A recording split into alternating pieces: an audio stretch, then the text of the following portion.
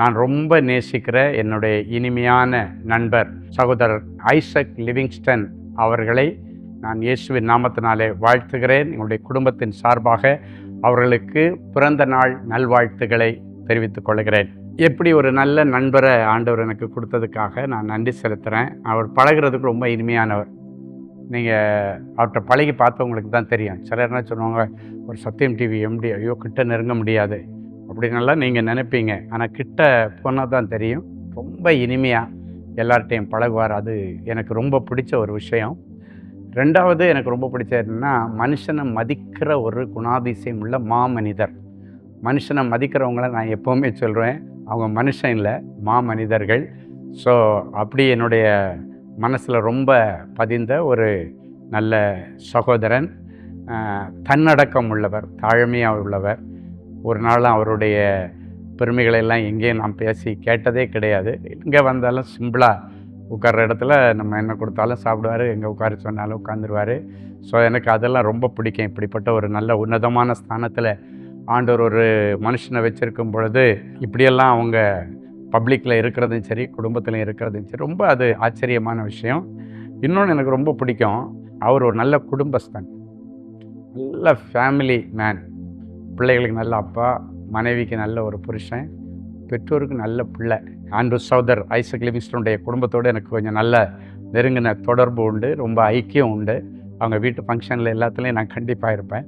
So அதனால் அவங்களோட நெருங்கின பழகுனதில் நான் சொல்கிறேன், நல்ல ஃபேமிலி மேன் அப்படின்ற ஒரு கிரீடத்தை அவருக்கு கொடுக்கலாம். ஸோ எல்லா ஏரியாலேயும் அவர் ரொம்ப அருமையான பேர் சொல்லக்கூடிய அளவில் இருக்கிறவர். இன்னொன்று என்னென்னா, அவரை நீங்கள் உற்று கவனிச்சிங்கன்னா அவர் ஒரு அறிவு சுரங்கன்னு சொல்லலாம். நீங்கள் எந்த சப்ஜெக்ட் அவர்கிட்ட பேசுனீங்கனாலும் ஏதோ கேட்குறாங்க அப்படின்றதுக்காக வேண்டி நெக்லெக்ட் பண்ணவே மாட்டார். நல்ல தெளிவாக இருப்பார். எந்த ஃபேமிலி சப்ஜெக்ட் பேசுங்க, மினிஸ்ட்ரியை பற்றி பேசுங்க, டெக்னாலஜியை பற்றி பேசுங்க, நீங்கள் அரசியலை பற்றி பேசுங்க, எல்லாத்த நீங்கள் கேட்டாலும் சரி, எல்லாத்துலேயும் தரவாக தெளிவாக இருப்பார். ஒரு சில ஃபீல்டில் ஒரு சிலர் நாலேஜில் இருக்கிறது ஓகே, நான் நிறைய பேரை பார்த்துருக்குறேன். இப்போ எந்த சப்ஜெக்டில் போனாலும் ஒரு அறிவு சுரங்கம்தான் அப்படியே அள்ளி வரும். அதெல்லாம் தானாக வராது, இயல்பாக வராது. அதெல்லாம் ஆண்டவர் கொடுக்குற கிருபை. ஸோ எனக்கு ரொம்ப சந்தோஷம், இப்படிப்பட்ட ஒரு நல்ல நண்பரை கர்த்தர் எனக்கு கொடுத்ததுக்காக நான் ஆண்டவருக்கு நன்றி செலுத்துகிறேன். இன்னொன்று, உண்மையை உறக்க சொல்கிறதுல தைரியமாக இருப்பார். சேலஞ்சை ஃபேஸ் பண்ணுறதுல அவரை மாதிரி அசராமல் நிற்கிறவங்கள பார்க்க முடியாது. ஒரு சின்ன காரியம்னாலே இன்றைக்கி மனுஷன் தோண்டு போயிடுறான். ஆனால் அப்படி இல்லை, தைரியமாக எதுனாலும் பண்ணக்கூடிய அந்த தைரியம். அதுக்கு பைபிள் படி நான் சொன்னால் அந்த ஃபெய்த்து தான், ஆண்டவர் மேலே வச்சுருக்கிற ஃபெய்த்து. ஏன்னா கரெக்டாக செய்கிறதுனால அந்த பயம் இல்லை. உண்மையாக இருக்கிறதுனால எந்த இடத்துலையும் தெளிவாக இருப்பார். எப்போ பேசினாலும் குழம்பி பேச மாட்டார். உண்மையை பேசுகிறதுனால எப்போனாலும் அது தெளிவாக தான் வரும். ஸோ இப்படிப்பட்ட ஒரு நல்ல சகோதரன் நம்முடைய சத்தியம் டிவிக்கு எம்டியாக கிடைத்ததற்காக நான் நன்றி செலுத்துகிறேன். அட்மினிஸ்ட்ரேஷன் வேறு லெவல். எப்படி தான் இதையும் பார்த்துட்டு, ஸ்கூலை பார்த்துட்டு, ஃபேமிலியை பார்த்துட்டு, வேறு பிஸ்னஸ் இருக்குது எல்லாம் பார்த்துட்டு எடுத்துகிட்டு எல்லாத்தையும் அவர் பண்ணிகிட்டு இருந்தாலும் எப்போ பார்த்தாலும் அந்த முகத்தில் ஒரு புன்சிரிப்பு இருக்கும். ஸோ இதெல்லாம் நான் வியந்து பார்த்த காரியங்கள். ஒவ்வொருத்தரும் ஒவ்வொருவரோட ரசிச்சிருப்பாங்க.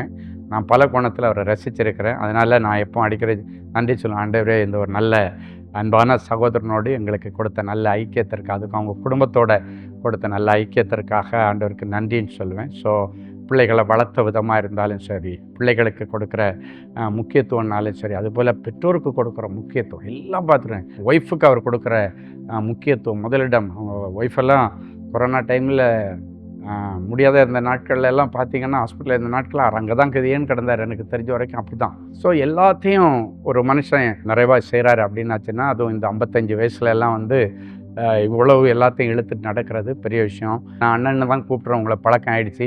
எனக்கு உங்களோட 7 வயசு ஜாஸ்தி தான், அதனால் நான் அப்படி பழகிட்டேன். ஸோ அண்ணன் எங்களுடைய தேவனின் அன்பு ஊழியங்களின் சார்பாகவும் எங்களுடைய குடும்பத்தின் சார்பாகவும் என்னுடைய தனிப்பட்ட விதத்திலும் அண்ணனுக்கு பிறந்த நாள் நல்வாழ்த்துக்களை தெரிவித்துக் கொள்ளுகிறேன். இன்னும் அநேக வருஷங்கள் நீங்கள் அநேகருக்கு ஆசீர்வாதமாக வாழ நான் ஆசீர்வதிக்கிறேன். ஒரு நல்ல மங்கள வார்த்தை, எசையா 61:9.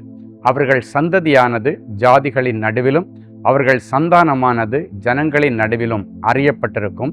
அவர்களை பார்க்கிற யாவரும் அவர்கள் கர்த்தரால் ஆசீர்வாதம் பெற்ற சந்ததி என்று அறிந்து கொள்வார்கள் என்ற வசனத்தின்படி உங்களை பார்க்குற எல்லாருமே இந்த சந்ததியே கர்த்தரால் ஆசீர்வாதம் பெற்ற சந்ததி. அது மட்டும் இல்லை, உலகமே உங்களையும் உங்கள் பிள்ளைகளையும் அறிந்திருக்கிறது, இன்னும் அறிய போகிறது. அதுக்காக இந்த வசனத்தின்படி ஒரு விஷயம் கூட இந்த பிறந்த நாளில் உங்களை வாழ்த்துகிறேன். ஆல் தி பெஸ்ட் அண்ணன். God bless you. Praise the Lord.